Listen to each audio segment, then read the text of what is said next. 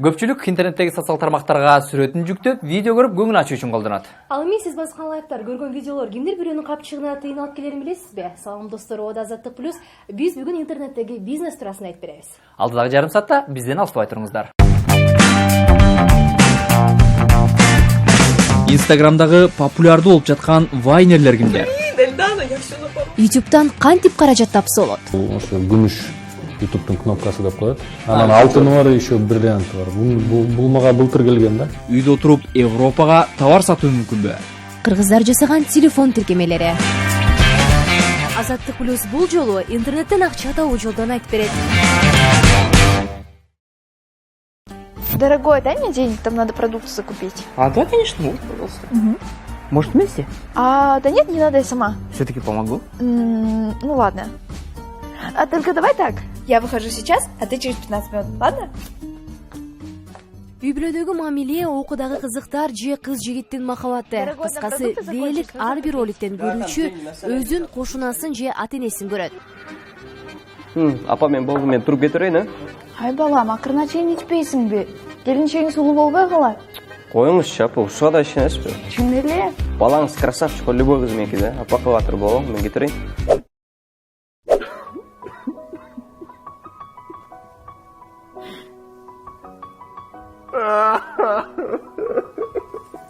Три, два, поехали. Снова двое долбоору 5 айда эле аты айткан 2 эмес, 200 миңден ашуун көрүүчүнүн купулуна толду. Да. Эй, брат, вставай. Вставай. Все в порядке с собой? Блин, извини, я не знал, что у нее парень сидит, можешь убегать. У нее парень есть. Биздин биринчи вайндарда көбүнчөсү башка ролдорду азерлеп экөөбүз ойночук. Анан кийин снова двое болуп эле элдерге уже сиңе баштады да бул долбоорубуздун аты. Анан ошодон кийин биз биздин командабызга уже кыздарды ойношко туура келди да. Азерлеп экөөбүз бир ойнойбуз, эки ойнойбуз, эч окшошпойт. Анан кийин кой кыздарды чакырайлык деп биринчи Маржананы же Эмини чакырдык. Анан кийин Маржананы чакырып, ушинтип биздин командабыз көбөйүп 2 эмес 4 киши да. 4 киши азыр мындан да башка резиденттер бар, бирок алар конок сыяктуу келип турушат. Тасмаларды жараткан топ Борбор Азиядагы Америка университетинин студенттери. Алгач окуу жайдагы иш-чара, маданий кабарларды тасмага түшүрүп жатышып, кийин юмору курч скетч роликтерин тартуу идеясы ишке ашат. Ар бир ролик белгилүү бир ойду камтып, айрым темалардан алыс болушу шарт. Жашоодо болгон, үй бүлөдө болгон окуялар болобу, кыз жигиттин ортосунда мамиле болобу, ошол нерселерди баягы кичине күлкүлүү кылып, мыскылуу кылып көргөзгөнбүз. Бизде 3 эрежебиз бар. Уяттан сырткары, саясаттан сырткары, динден сырткары депчи. Анан жеткире турчу кичинекей болгон жакшынакай нерселерди, жашоодо болобу, жакшы мамиле катары, мамиле жөнүндө болобу, ата-эне менен карым катнаш жөнүндө болобу, же болбосо тарбия тарабынан болобу, ошондой нерселерге биз акырындан мындай кичинекейден кошо баштадык. Мындай болгула, күлүп жүргүлө, муну менен жакшы болуп жүргүлө, мындайды кылып жүргүлө, мындайды кылбагыла деген сыяктуучу. Ушул тапта снова двое окуу жайдын алкагынан чыгып, айрым компаниялар менен келишимдерди түзүп келет. Хобби катары саналган долбоор эми студенттердин киреше булагына айланган. Башында долбоорду баштап жатканда биз бул биринчиден хобби катары болчу, бизге абдан жакчу. Биринчиденчи идеялар толуу болчу, аларды тартып адамдарга азыр деле жак, конечно, жок, как хобби, баягы хобби катары кабыл алчук да. Себеби дегенде идеялар абдан көп болчу. Тартып элге тартуулайбыз, элге жагат, абдан жакшынакай комментарий, отзывдарды калтырышат. Бизге да абдан кубанычык да. Элдерге жылмаюу, күлкү берип атабыз деп. Анан кийин бара-бара уже бизге башка бир кичинекей болсо да компаниялар жаза баштады, организациялар. Силердин форматыңар бир жаңы формат экен, силердин форматыңарда биз ушундай бир рекламный вайн, рекламный скетч заказ кылайын дедик эле деп компаниялар, башка роликтер дагы бизге биздин долбоорго кызыгып, уже көп эле заказдар уже баштады. Каражаттагы алышкан турган.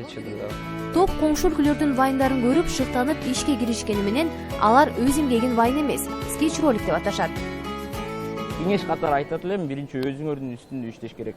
Биринчиден өзлөрүн жаратыш керек. Образ катары болобу, жаңы продукт катары болобу, биринчи өзүнүн үстүндө. Андан кийин гана акчаны ойлонбосо, ага чейин кереги жок анын ойлогон. Сапаттуу болсун, адамга жаксын, күлкү келтирсин деп ушуну ойлонобуз да. Кийин уже кийинки орундарга вот акча маселеси Бирок өтөт алдай да. бару керек, э? Бирок, конечно, алсыз деле болбойт. Ал болбосо, да балким сыр болбосо эң көп өлчөмдөгү гонорарыңар канча болду эле? сырда. Эмиге ишенсе бөлүшпөй окшойсуңар. Мени карап таң калып, акча, кайдагы акча? Мен Сиз уктуңузда көп алышат экен. Сурабаңыздар, сөйкө аяктагы.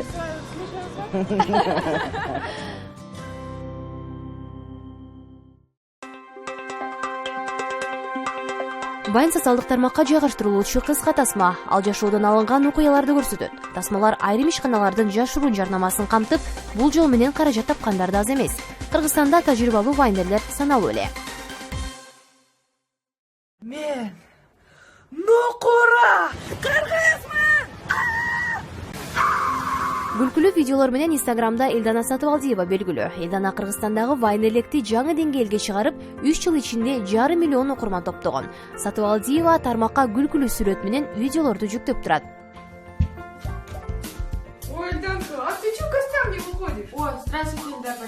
Подросла так, Азамат. У меня для тебя небольшой подарок есть. Сходишь, мороженое себе купишь. Хорошо. Инстаграм тармагын колдонгон кыргызстандыктар модельдер менен атамекендик кырчылардын баракчаларына арбын катталышат. Мындан улам алар жарнамалык маалымат же компаниянын товарын тааныштыруу үчүн белгилүү өлчөмдөгү акча алат же кийим-кече, тамак-аш акысыз берилет. Эң популярдуу колдонуучулардын үчөлтегине Анжелика Бекболиева кирди. Ырчы актриса жана 3 баланын энеси 303 миң катталуучунун көңүл чордонунда. Экинчи орун жогоруда сөз болгон Элдана Сатыбалдиевада. Юмору күчтүн кыздын негизги баракчасына 513 миң адам катталган. Биринчи орун студент Айжана Семовада. 18 жаштагы кыз жарнактар аркылуу каражат табат. Анын баракчасына 538 миң адам катталган. Инстаграм социалдык тармагына бүгүнкү күндө 500 миллиондон ашуун колдонуучу катталган. Тармакта миллиондогон акчалар айланат. Инстаграмда акча табуунун жолдору: акча үчүн жарнамалык пост же сүрөттөрдү жайгаштыруу, катталуучулардын санын көбөйтүү, лайк же комментарий үчүн акча табуу, соода сатык тармагы, интернет дүкөндөр.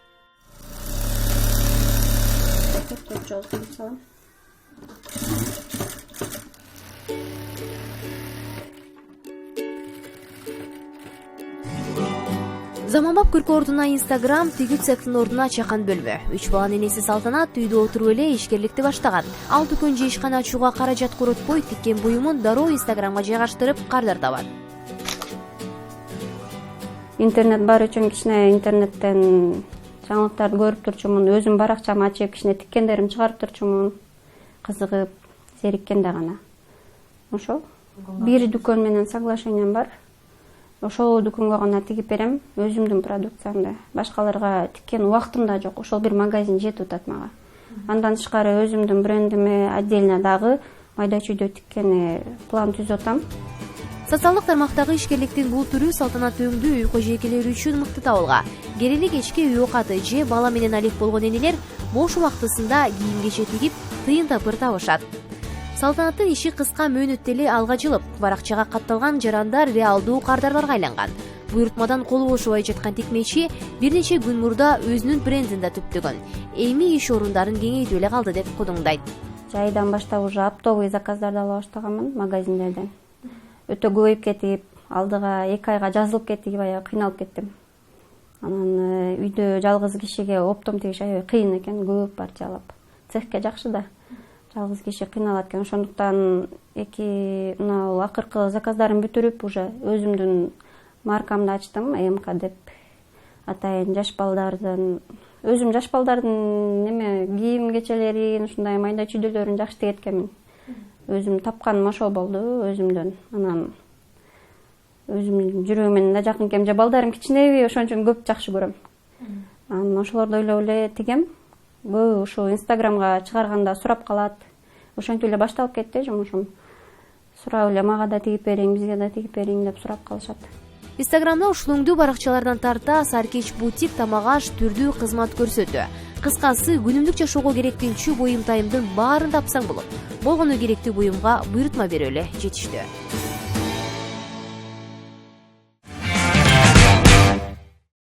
Это офис инвестиционной компании The Farm. Вот. У нас здесь на стене. Бул The Farm инвестициялык компаниясынын кеңсеси. Бул дубалда көрүнүп тургандай инвестициялык холдинг. The Farmдын ичинде ийгиликтүү интернет долбоорлор бар. Алар көңүл ачуучу сайт Namba KG, Namba медиа жардама агенттиги. Namba медиа жергиликтүү жана чет өлкөлүк компаниялардын жардамасын өнүктүрүүгө иштейт. Деги эле бардык тармактар жергиликтүү жана чет өлкөлүк ири компаниялар менен иштешет. В интернете не только на наших местных сайтах, но и на зарубежных сайтах.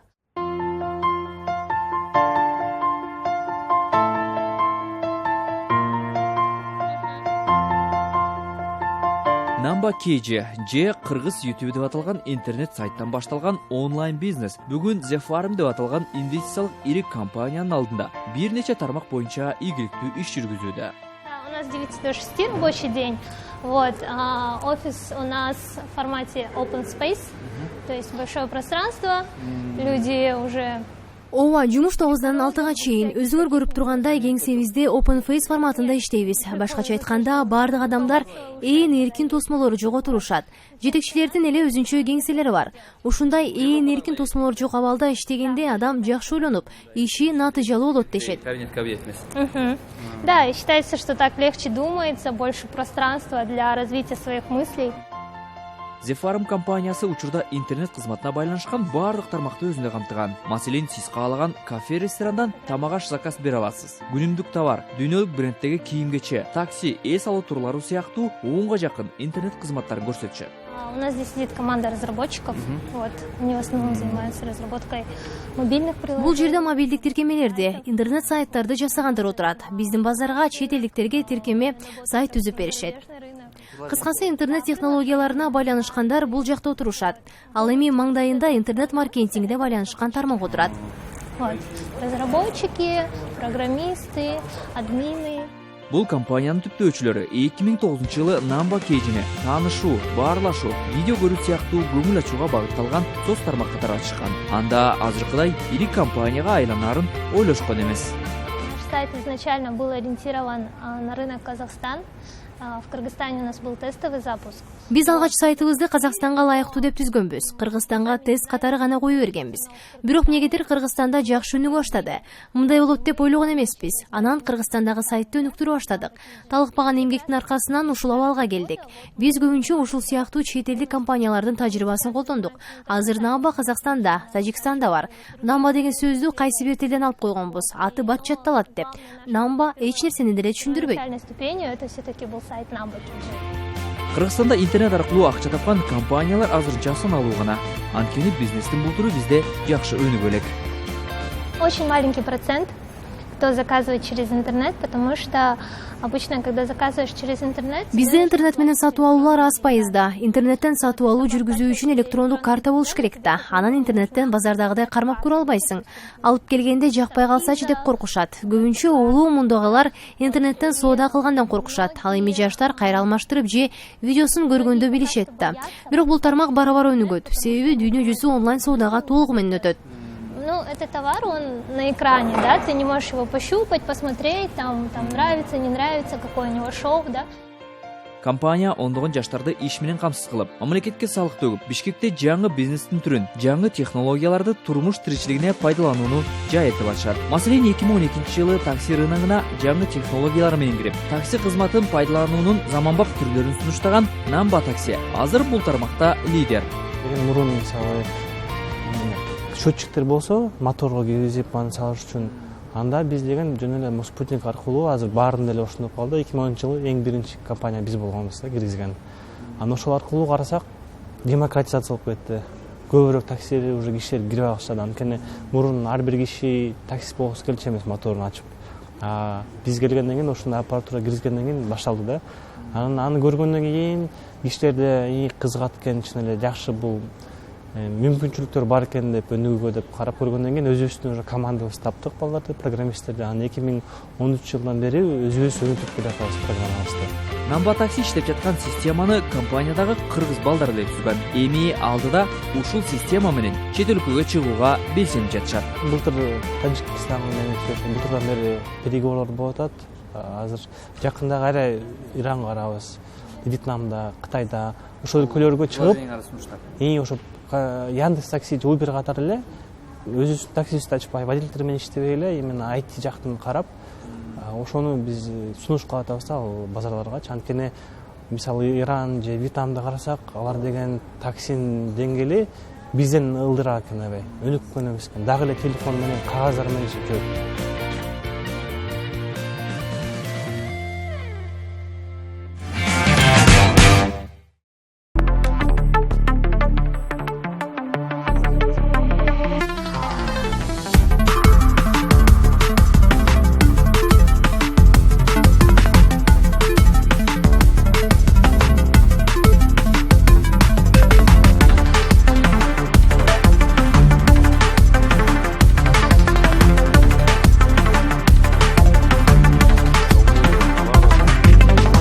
Бишкек шаардагы кеңселердин бири. Мына ушул жайда күнүгө оңдогон соода сатык алакалары ишке ашат. Кызыгы кардарлар Кыргызстан эмес, Американын тургундары. Интернет жеткен кай жер болбосун дүйнөнүн бардык бурчунан товар сатып алсаңыз болот. Бул ишти баштагандардын алдынын байманасы артып, өз алдынча интернет соода түйүндөрүн түзүп жатышат. Чындыгында баштапкы каражатты талап кылбастан, талап кылса да азыраак акча менен бизнес баштап, андан киреше табууга алып келүүчү жолдордун бири интернет сервиси. Канча доллар табам деп максат койсоңуз да, $1000 табам десеңиз, сизге $1000 менен баштаганга жакшыраак болот да. $100 менен деле баштаса болот, $50 менен баштаса болот. $100 менен баштасаңыз, үстүнө бир айда бир $100, $50 тапсаңыз болот да. Ишти $1000 менен баштайм десеңер эми ар кандай болот да. Биз сатканда мисалы бир стульчиктерди саттык, 4 штукту. 200 бирдемке доллар алганбыз, аны сатканыбыз $800 болду да. Тапканыбыз чисти биздин прибылибиз $501 болду да. Бир эле товардан 200 алдык, 800 саттык. Ошондой болушу мүмкүн. Аскар менен Мухиддин беделдүү мекемелердеги ишин эркин ишкерликке алмаштырышкан. Эми алардын тапкан кирешеси мурдагыдан алдаганча жогору. Керектелчү шайманы болгону интернет жабдылган компьютер. Биздин магазинден бир Америка жараны алат, кыргызча айтканда ортомчо. Биздин тил менен айтканда дропшиппинг. Алабыз, коебуз, сатабыз. Үстүдөн түшкөн акчаны биз көрөбүз. Негизи Amazon'до 2 система бар. Кантип биз акча тапсак болот. Биринчи системасы бул азыркы биз үйрөтүп жаткан система. Dropshipping. Орусча айтканда алып сатуу. Экинчиси private label. Өзүбүз жасаган бренд. Ал брендти биз мисалы эң көбүнчөсү Кытайдан алабыз. Кытайдан бир товарды жасайбыз.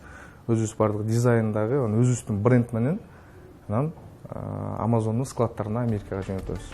Amazon дүйнөдөгү соода сатык боюнча ири компаниялардын бири.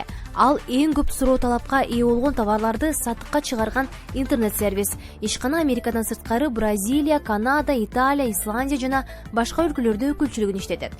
Жөнөкөй тил менен айтканда Amazon кадимки эле базар. Болгону контейнерлер ордуна интернет аянтча иштейт.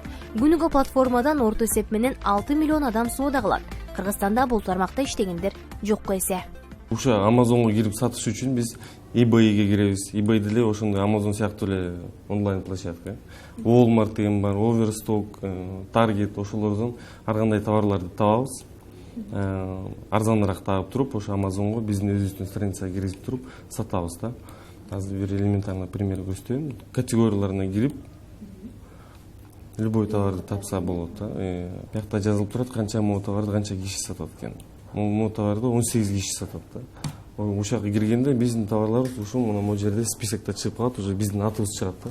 Бизде деле бул товар бар деген.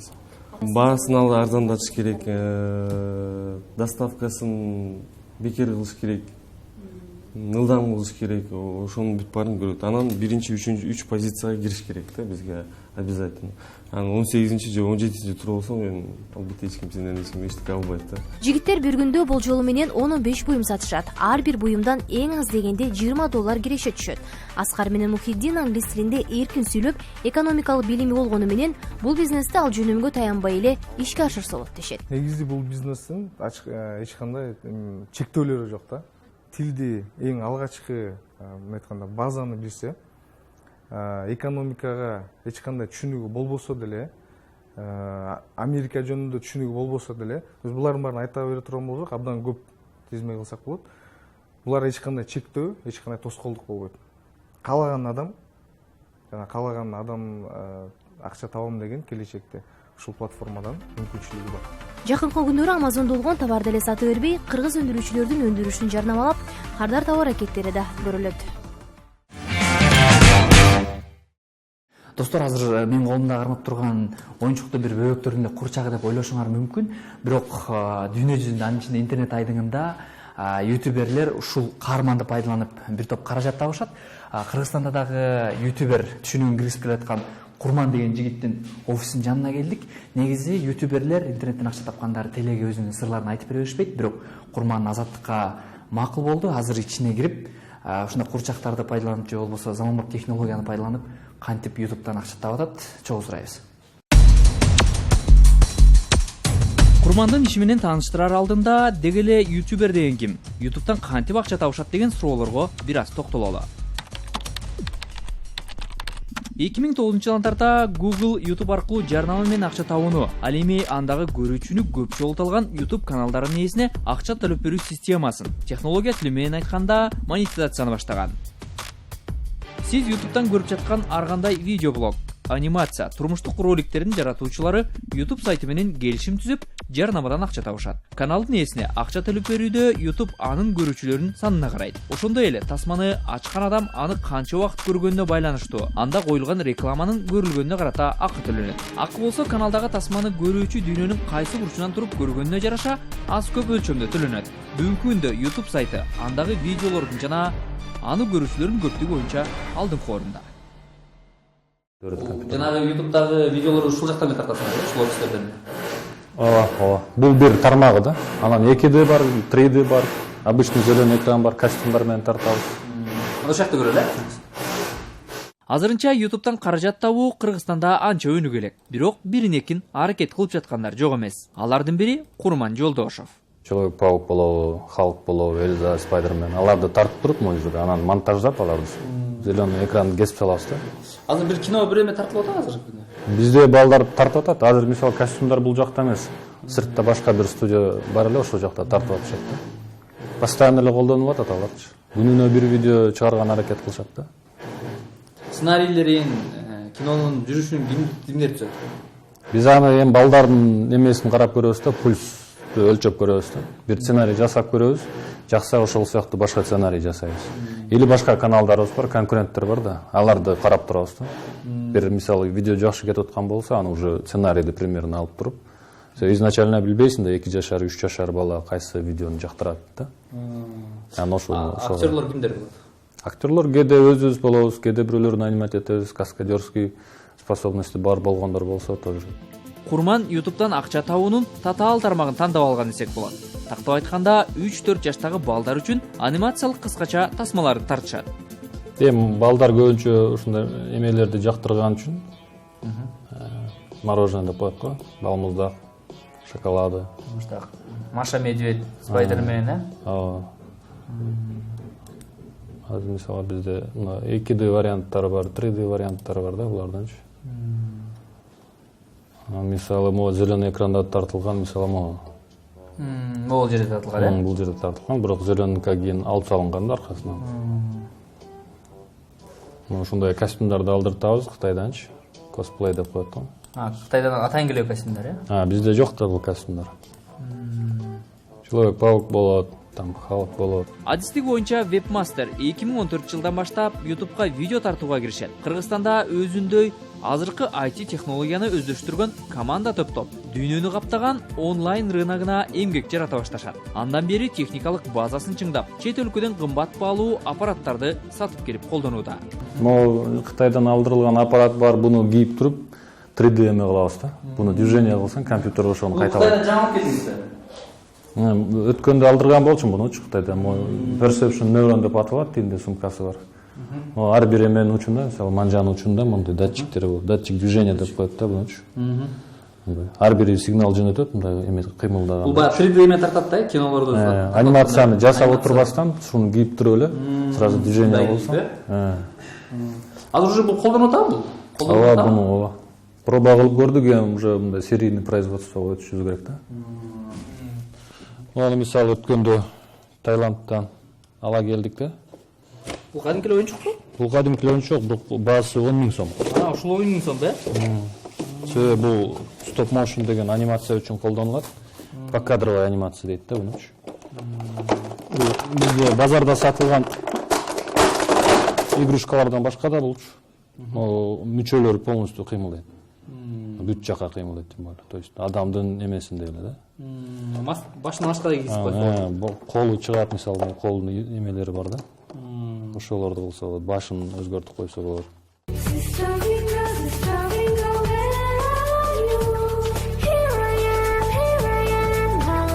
Бир айлык кирешеси коммерциялык сыр катары айтылбайт. Бирок YouTube каналындагы бир тасмасы эле 50дөн 100 миллионго чейин көрүлгөнүн эске алганда, анча-мынча чакан заводдун кирешесинен ашып түшөрү чексиз. Курманбектин командасы жасаган анимациялык роликтер Европа өлкөлөрүнүн интернет колдонуучуларына багытталган. Жерде мисалы Кыргызстандын да мисалы 5 миллион калкы бар да. Дүйнөдө биздин аудитория өзү эле 1 миллиардка жетип калат да. Алардын ичинен жаш балдардын санын эле алып карасаң, Кыргызстандан көп жаш баланын саны чыгып калат. Анда дагы только 3 жашар балдарды алсаң, 50 миллион, 100 миллионго жакын аудитория чыгып кетет биздечи. Ошолорду эсептеп келгенде, мындай даже Дордойдон да чоң рынок да биздин иштеген базарыбыз. Курман YouTube'га гана видео тартпастан, бул жактагы жаш үйрөнүп келаткан ошол жаңы технологияны түшүнөм деген жаштарга дагы сабак берип келатат. Мисалы, ушул зеленкадан эле миң түрлүү ар кандай ыкмаларды колдонуп YouTube'ду кооздосо болот. Маселен, ушинтип туруп эле жанында мультфильмдин каармандары менен чогуу болуп кала аласың. Бул деген ошо YouTube успешный, ийгиликтүү болгон авторлорду колдоо максатында ушундай сыйлыктар берип турат. Бул ошо күмүш YouTube'дун кнопкасы деп коет.